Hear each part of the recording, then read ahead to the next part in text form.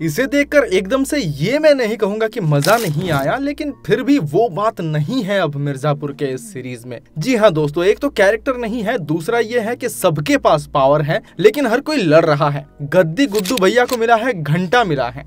वही वीना त्रिपाठी की अगर मैं बात करूं तो वो इतना पलटू है, मतलब कि गिरगिट के पास भी इतना रंग नहीं है उनके पास जितना रंग है, क्योंकि वो नौकर से लेकर अपने ससुर के साथ, अपने पति के साथ, और वो तो मुन्ना भैया के साथ भी कोशिश की थी, और इसके बाद अब गुड्डू भैया के साथ।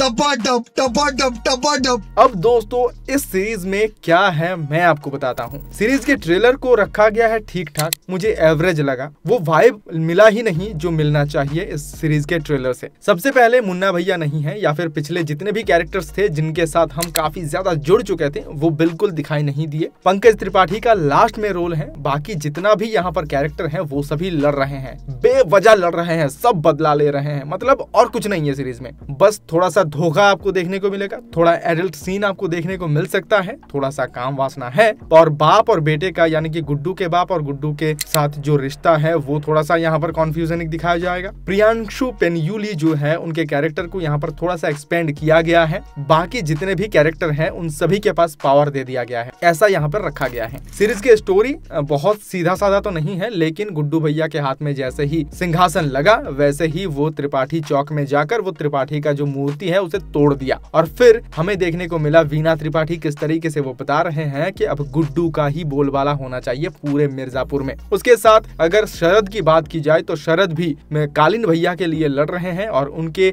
दबदबा को फिर से कायम करने की कोशिश कर रहे हैं। इधर गोलू को मिल चुका है वो पावर, गोलू काफी इंटेलिजेंट है, लेकिन हर बार वो गुड्डू भैया के एक्शन से, फाइटिंग से या फिर मारधाड़ जो होता है उससे थोड़ा सा दूर रहना चाहते हैं, इसलिए थोड़ा मतभेद होता है। तो मुझे लगता है दोनों का रास्ता कहीं ना कहीं जाकर थोड़ा अलग होने वाला है। जो गोलू है वो शांत स्वभाव की है, वो थोड़ा सा राजनीति दिमाग वाली लड़की है, लेकिन गुड्डू मार धाड़ में ज्यादा यकीन रखते हैं, और यही चीज हमें यहाँ पर भी देखने को मिला है। बाकी अगर मैं बात करूँ विजय वर्मा, इन्हें पता चल गया है, जिस तरीके से मुझे पता चला है भाई कि इसमें कुछ नहीं रखा है, विजय वर्मा के कैरेक्टर को भी पता चल गया है कि हर कोई किसी न किसी चीज को चाह रहा है, हर कोई किसी न किसी से बदला लेना चाहता है, और हर कोई जो आगे बढ़ रहे हैं वो उसे सिंहासन चाहिए मिर्जापुर का, लेकिन कुछ नहीं मिलेगा, बुझे। कुछ अच्छा चीज है डायलॉग्स, हर बार की तरह इस बार में भी डायलॉग्स में काफी काम किया गया है। एक्शन धमाकेदार है, एक्शन मतलब वो फाइटिंग सीन वाला एक्शन नहीं, लेकिन रॉ एक्शन जो देखने को मिलता है गोली मारने वाला, वो काफी धमाकेदार दिखाई देता है। यहाँ पर हमारे पुलिस ऑफिसर जो है उनके कैरेक्टर को भी एक्सपेंड किया गया है, लेकिन पुलिस है उन्हें वही तलवे चाटना, कभी कभी गुस्सा दिखा भी देंगे तो भी कोई फायदा नहीं है, मंत्री के नीचे ही रहना पड़ेगा। मंत्रियों का बोलबाला शुरुआत में ही दिखा दिया गया है, जहां पर करुणा को कोरोना पड़ते हुए दिखाई दिए थे। बाकी यहाँ पर प्रियांशु के साथ उस लड़की का भी लव स्टोरी थोड़ा सा आगे बढ़ता है। एक कैरेक्टर हमें न्यू दिखाया जाता है जो कभी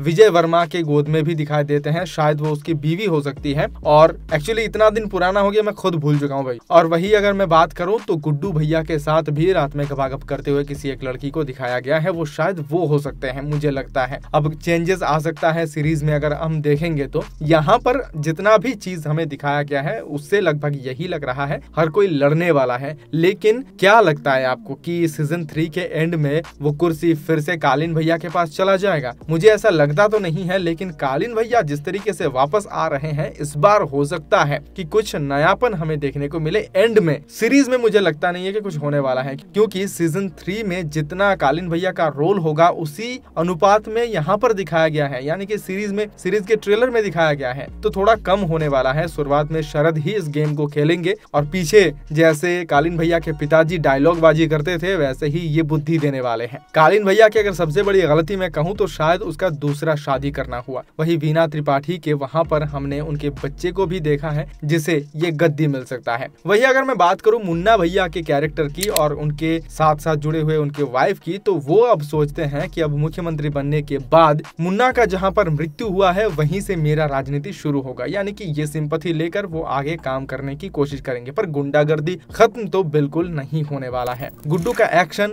बोलवाला वैसा ही कुछ दिखाया गया है जैसे हर बार हम देखते आ रहे थे, और मार धाड़ में भी एकदम बीप कर दिए भैया जी, ऐसा कुछ तो होने वाला है मुझे तो लगता है। बाकी दोस्तों आप बताइए, सीरीज का जो टोन है, जो बीजीएम है, वो काफी धमाकेदार रखा गया है ट्रेलर के हिसाब से, वो अच्छा वाइब दे रहा है। बाकी गुड्डू जेल भी चला जाता है एक जगह, वहां पर भी हमें थोड़ा सा गुड्डू का जो शरीर है वो थोड़ा सा अब स्ट्रॉन्ग देखने को मिल रहा है, थोड़ा फिट हो गए हैं। जेल में भी उनका मारधाड़ शुरू हो जाता है। अब किस वजह से वो जेल गए हैं ये आपको सीरीज में पता चलेगा। सीरीज में बहुत कुछ है, बहुत बढ़िया सीरीज है। इसका एक एक करके अनबॉक्सिंग करूंगा मैं, धीरे धीरे सही बता रहा हूँ इस सीरीज का, इसलिए हमारे साथ जुड़े रहिए। ऐसे अपडेट पाने के लिए इंडिया 360 को फॉलो करिए, फेसबुक में देख रहे हैं मुझे पता है। और मेरा नाम है जैक, मिलूंगा बहुत जल्द ऐसे ही एक और वीडियो के साथ इसी चैनल पर, इसी पेज पर। तब तक के लिए धन्यवाद।